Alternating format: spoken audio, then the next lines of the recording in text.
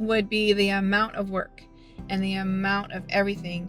So with our case, with a sibling group of 4, we were used to being a family of 4, then a family of 3, and then a family of 7. And so the amount of dishes, the amount of food, the amount of laundry, everything just multiplied by like crazy.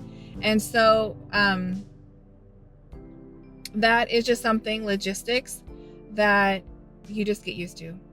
With us, we just kept adding and adding. And so it was just we had a lot of cooking, a lot of cleaning, and that's okay. But you also, another pro is that you have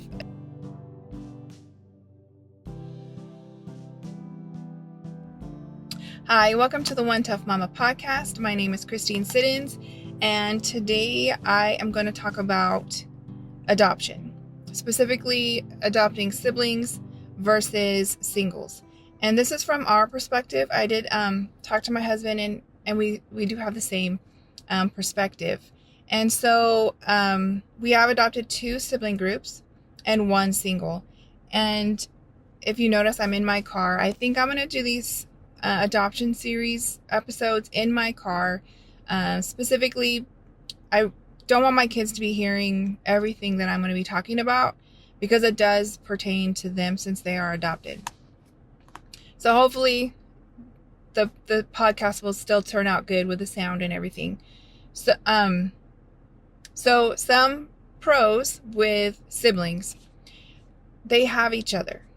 And by that I mean, if you can imagine you're a kid and you're going to go to a strange home, strange people that you don't know, strange food, like everything is new. Everything is new to you. They might even be a different race, different city, more than likely, but you have each other. And so you have your siblings to go through this change, to go through this adoption, all this with you. And so you're not alone. And so for them, that is a pro, that for them, that is a pro. And for you too, that is a pro, because it helps them to get used to everything. It helps them feel more safe. And but then that can also be a con as well. I feel like I'm going to be like all over the place with this, but one pro is that they have each other. They have each other to go through the whole transitioning to your home, transitioning to a new family, transitioning out of foster care into your home, and all that. And so that they have the structure of each other, they have each other's memories, they have each other, like they're used to living with each other, typically. So that helps them to transition and feel safe and get used to you and your environment better, I feel.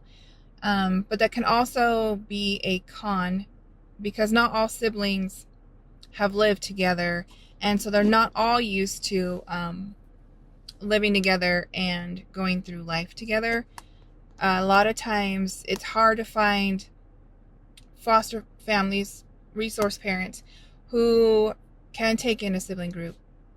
Ours was 4 kids, and not everybody will take in 4 kids. And so in our case, our kiddos were separated. Sometimes they were together, sometimes they weren't. So they weren't always together. And it wasn't until they lived with us that they actually all lived together for the longest amount of time, was in our home, in our family. Whether it was biological, foster, they had the most structure with us. And so that was also, they all had to kind of get used to that as well. But they still had each other. They still had, somebody that they knew, somebody that was familiar to them. And so that helps with the transition. Another pro is basically you have an instant family.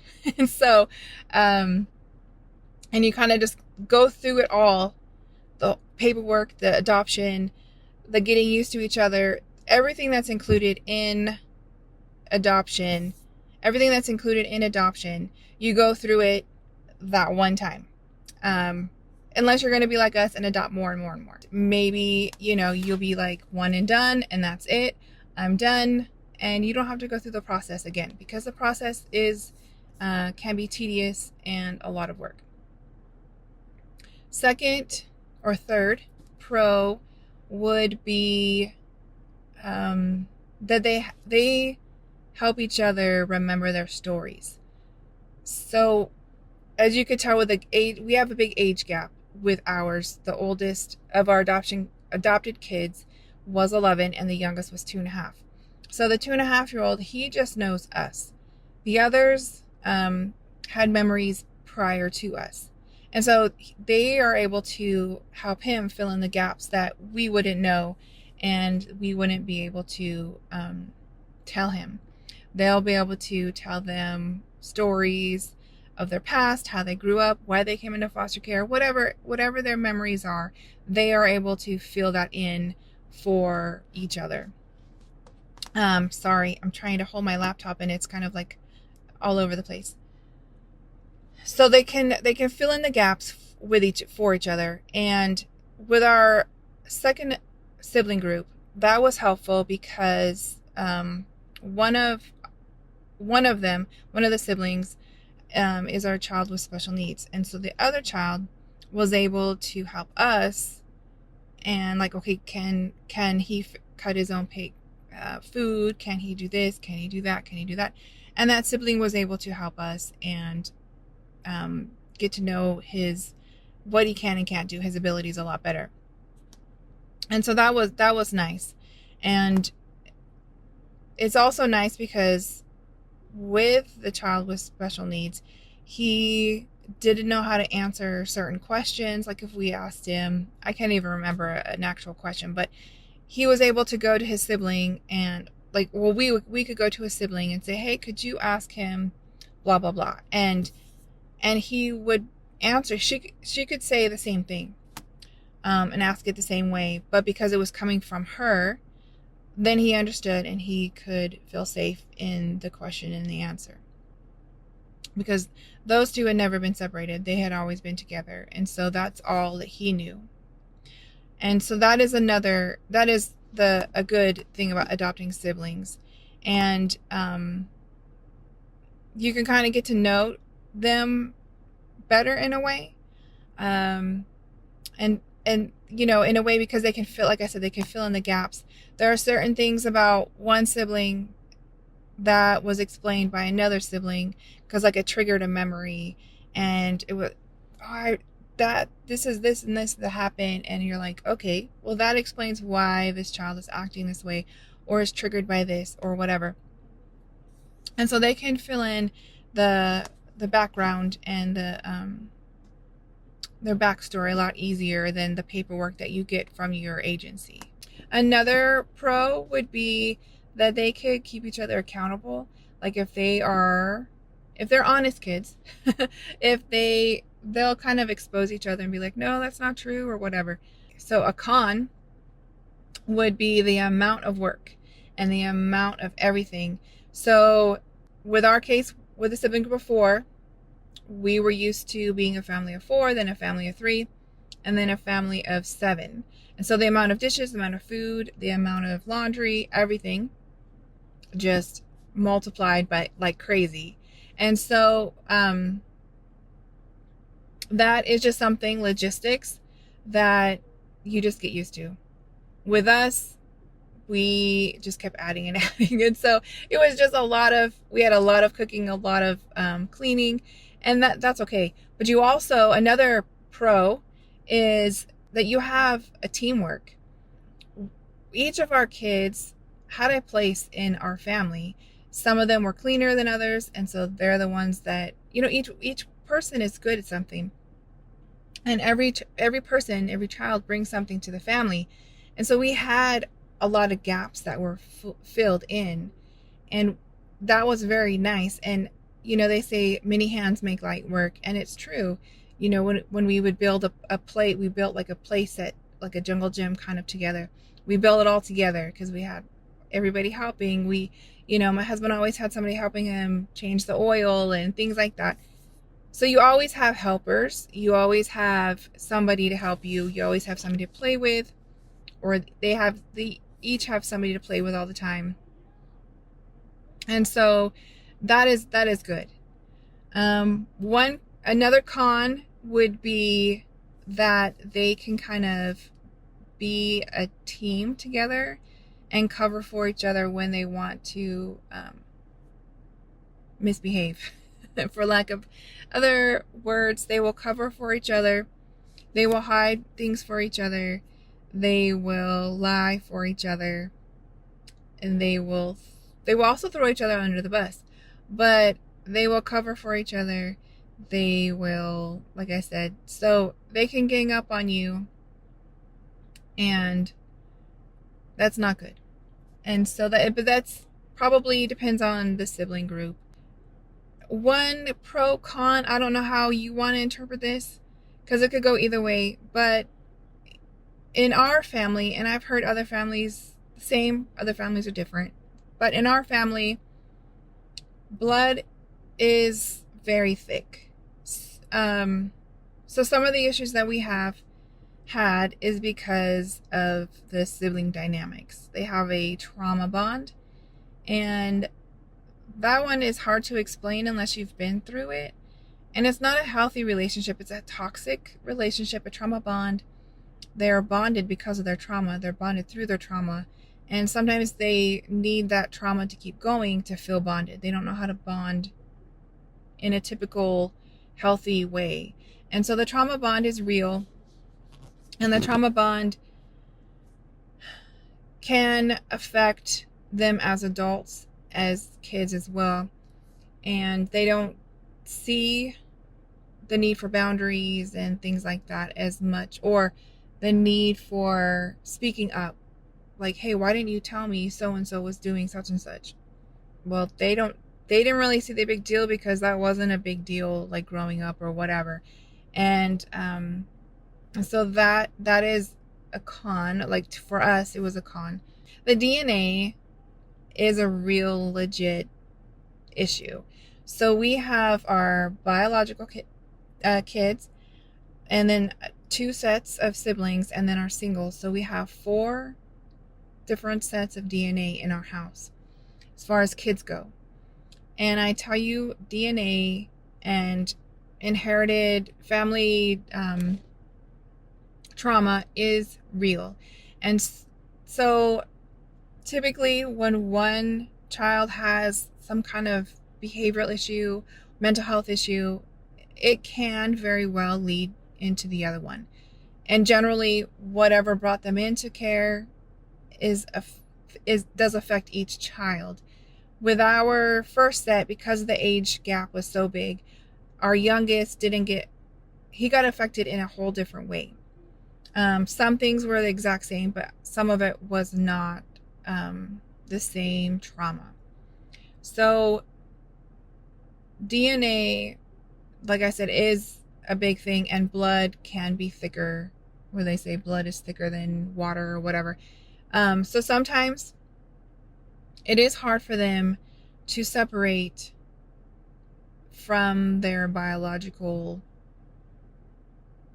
I don't know how to put this unless you understand it. DNA, I just want to say DNA and blood is pretty thick when it comes to the bonds that they have together versus the bonds that they have with you. And so I'm going to leave it at that. Okay, now for single. For a single, ours was young when she came to us. And there's a lot of, and I know you can get a child right from delivery, like right from the mother, and still have issues. But there is a difference with ours that we have gotten young versus the older ones. So getting a single one, some of the pros to getting a single child is they're a single child, and so you can give them the attention that they want or need. You can concentrate just on that child, and it's almost, if you just do single, it's almost like as if you were to give birth, naturally. And they don't have a lot of that history that they can come in all together, which is a con because they don't have somebody to fill in their story. The pro with a single is, like I said, they're easier in the sense that there's one child versus a number of children, depending on however many siblings you get. So logistic wise, it's easier. For us, our single was already, we already had other kids in the house. So there was other kids for our single to play with and things like that. Whereas if you just have one child, you are their source of entertainment. You are their source of everything. And that can be hard, or some people like it. I don't like to be the one that the child has to depend on for everything. And so that is good and bad depending on, your family dynamics. I do suggest that if you just adopt a single, that you do your research on raising an only child, or adopt more, so that way they have somebody to call their sibling, they have somebody to call their own, and to play with, to hang out with, to learn from. I do want to say one thing with siblings, concerning siblings, is I know that a lot of times the workers want to keep them together, and that makes sense. It makes sense to keep siblings together, and I get it, but I also know that there are times that siblings should not be placed together, and I'm just going to touch on that real briefly.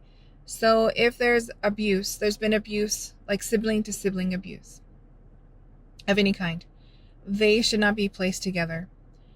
If there is, that child needs so much attention, and I'm not talking like medical attention, like a special needs, a disability. I'm not talking that kind of attention. I'm talking that this child is so hungry for attention and love, and they just have so many behaviors, and they're sucking the life out of you. That child, I can see the benefit of being an only child. And sometimes also the sibling dynamics, because they either haven't lived together, or the way that they were brought up prior to coming into care was such a way that they're just mean to each other, and it's almost more detrimental for them to be together than separate, then I can see separating siblings. And so that to me would count as needing to be separated. So again, to kind of just recap, some pros is you have an instant family. They share each other's memories, so they can fill in gaps for each other. They can answer questions. Hey, what did a biological mom look like? What did just different things like that. They can fill in those gaps. They help each other to transition into your home. They help each other through the struggles of being a family. Cons is logistics. Basically, you're going to have a lot more laundry, food cooking, groceries, that kind of thing. But that's something that you can just work out. But it is like all of a sudden now you have a ton of kids, right? And so you need more beds, you need more this. And then another con would be that they can gang up on you. They can work against you. Blood is thicker than water, and that is a con for siblings. And then singles, it's one kid, which one kid can demand a lot of attention. And so I'm not saying one kid is always easy. Sometimes one kid can be harder than a group of kids.